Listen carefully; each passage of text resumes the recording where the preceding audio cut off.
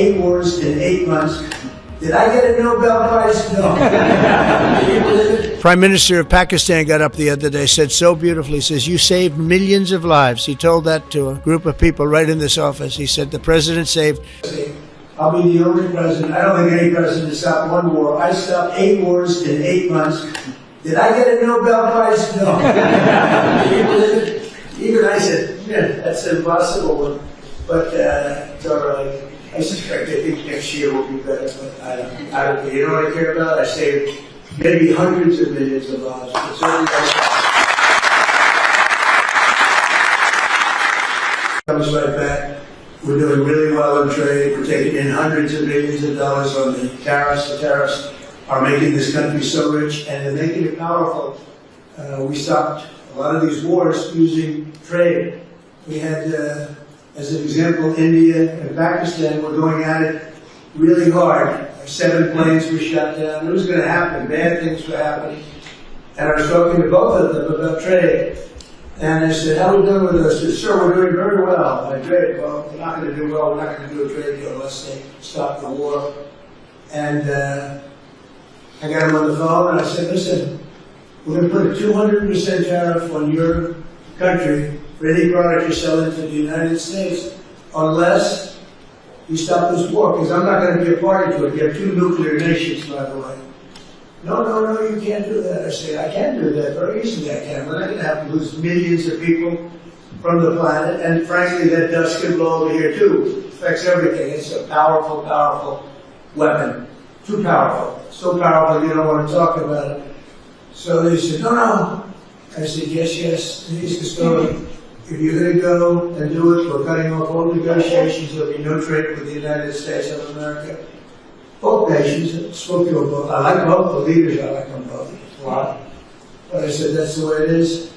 And I get a call the next day, we have decided to de-escalate. I said, I hope you won't actually.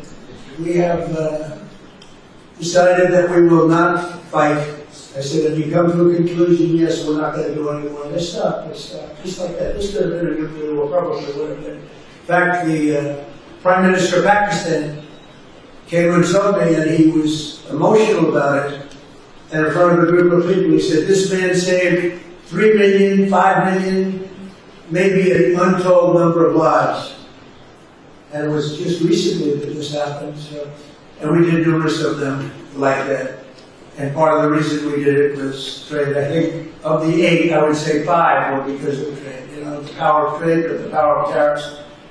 The tariffs have made us a very kind nation because a lot of people aren't dying.